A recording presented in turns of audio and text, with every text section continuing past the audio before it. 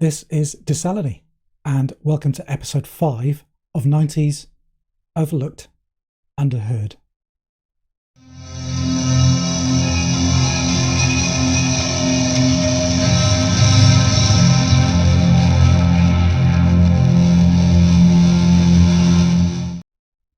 Hi, how are you doing? So today I'm going to be kind of fiddling with my chronological order rule slightly because I just need to accommodate the next two albums in the same video. I think it should become very obvious why.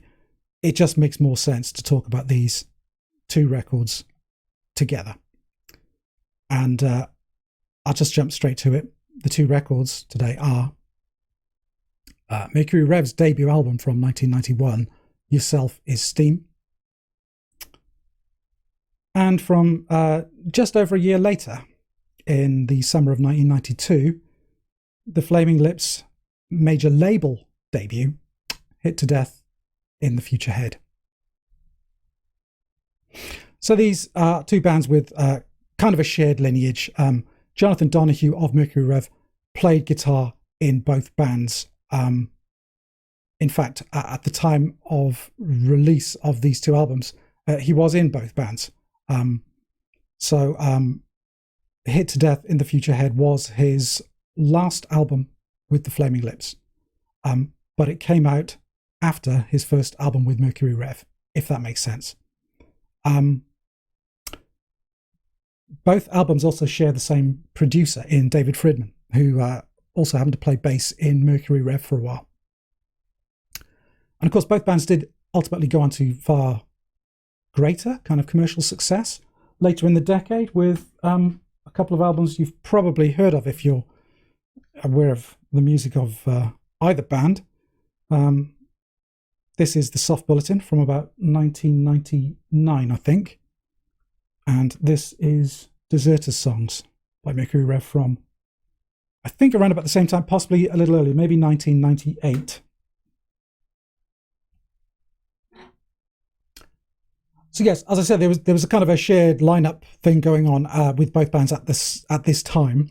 The Flaming Lips would shortly gain a new member in Stephen Drozd, who appeared on their next album, which would be Transmissions from the Satellite Heart. I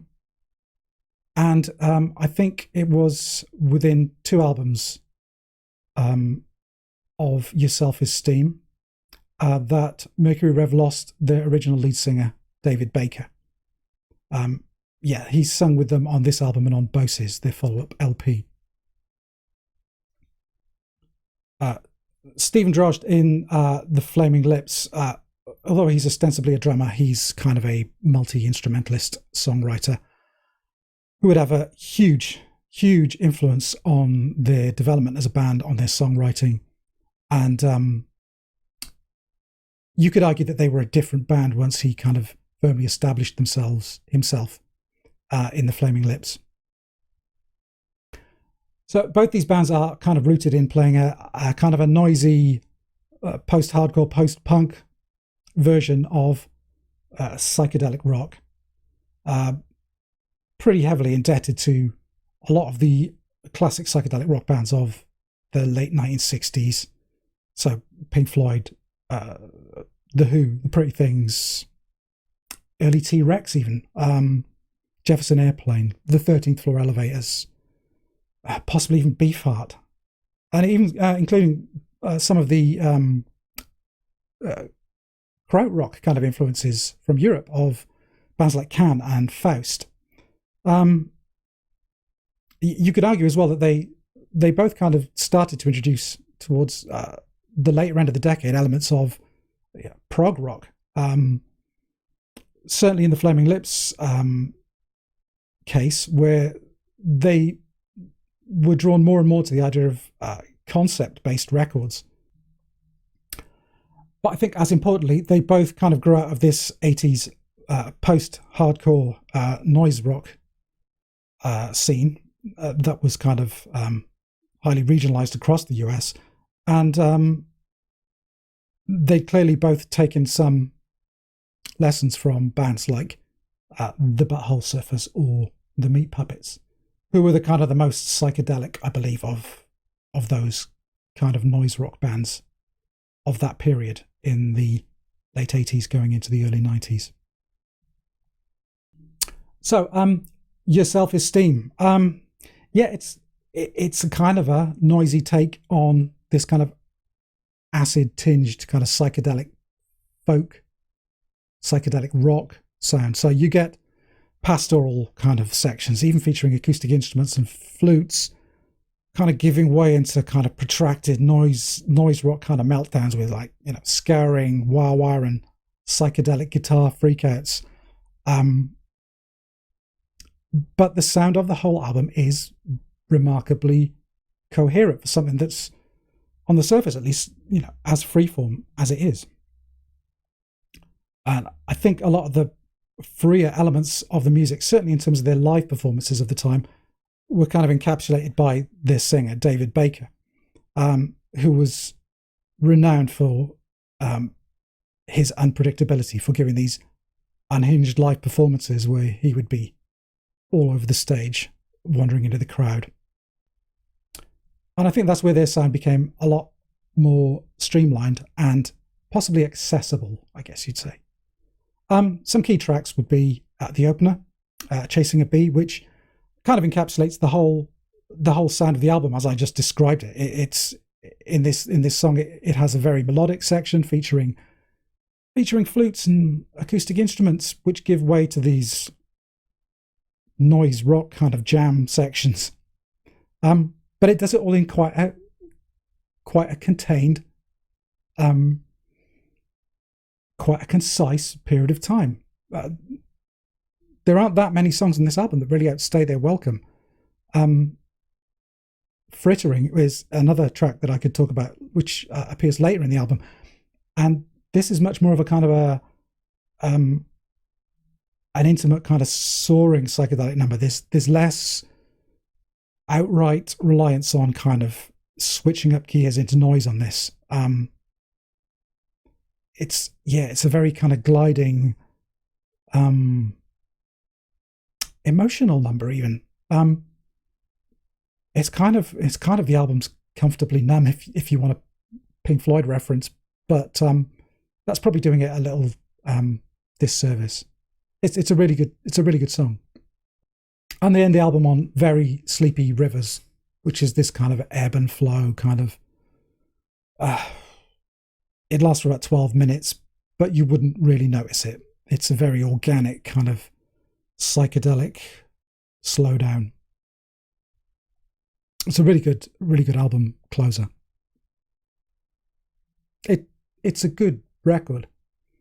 As I say, for music this free and unhinged, it's remarkably coherent sounding, and it doesn't outstay its welcome at all.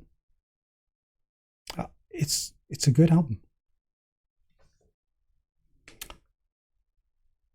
Hit to Death in the Future Head, the Flaming Lips album, on the surface feels a lot more kind of streamlined and conventional.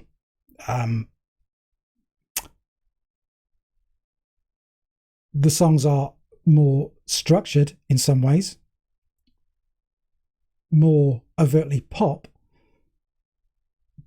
but they're still swamped in this chaos and noise. The songwriting's kind of almost cartoonish in places, almost kind of got a bubblegum pop feel. On a track like the opening song, talking about the smiling death-born immortality blues, it has these kind of robotic, deeply intoned back-in vocals doing doo-wops over and over again. It literally sounds like someone doing a bad Boris Karloff impersonation. It's utterly unique, and it kind of makes the song very odd. And later in the album, Ginger Ale Afternoon is just like a perfect piece of, sunshiny acid pop. It's very, very catchy. But there are elements of kind of more adventurous structures. Hit Me Like You Did the first time has almost got this this kind of like a chamber pop, almost like a Beach Boys kind of feel. It feels like it has different movements giving way to other movements. It's quite complex, but it still manages to fit everything in to a relatively short kind of pop song format. The sound is, though, if you've heard more of the later Flaming Lips, definitely looser and more chaotic, and leans more in the direction of just outright kind of guitar noise. I would say the only point where they really overindulge is that there is a hidden track at the end of the record, which goes on for 25 minutes and just pans this droning noise between your left and right speakers. You'll maybe listen to it all once and then you'll skip it every other time afterwards. I guarantee that. Yeah, it's a very poppy experience. I think the Flaming Lips would reach for bigger kind of emotional highs and would structure their albums more in the future, but this kind of catches them at a looser, freer, almost more fun kind of period. So down below me, you'll see some suggestions of things you might want to do. Please do. In the meantime, I will see you next time for another episode of 90s Overlooked Underheard. See you again.